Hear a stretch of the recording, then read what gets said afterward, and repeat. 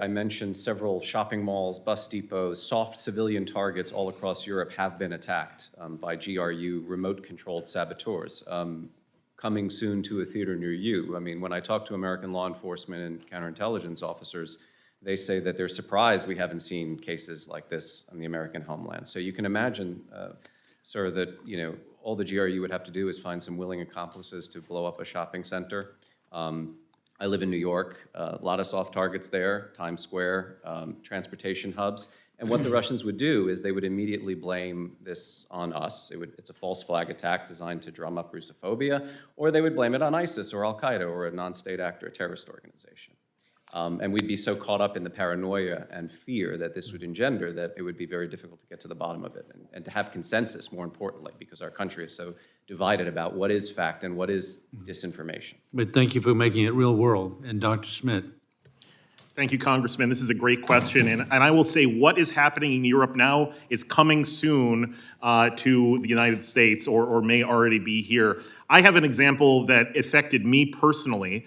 I was at a conference speaking about European energy security and in particular countering Russian sabotage on energy and critical infrastructure in Europe in Bonn, Germany in January of this year.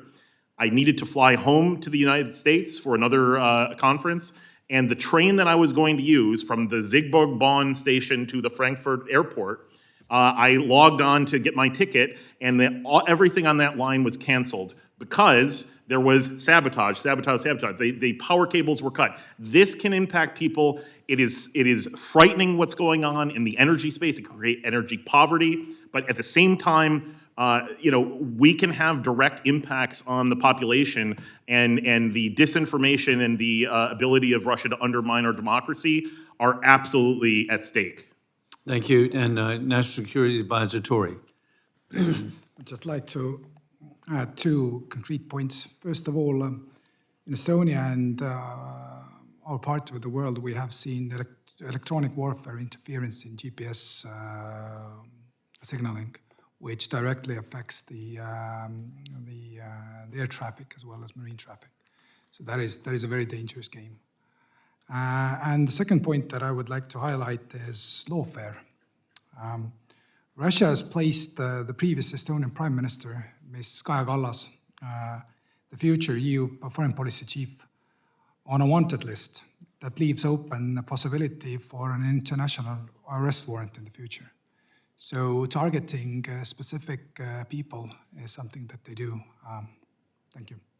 Thank you very much. And indeed, the American people, really Western civilization, need to know that there's a potential that can affect every family.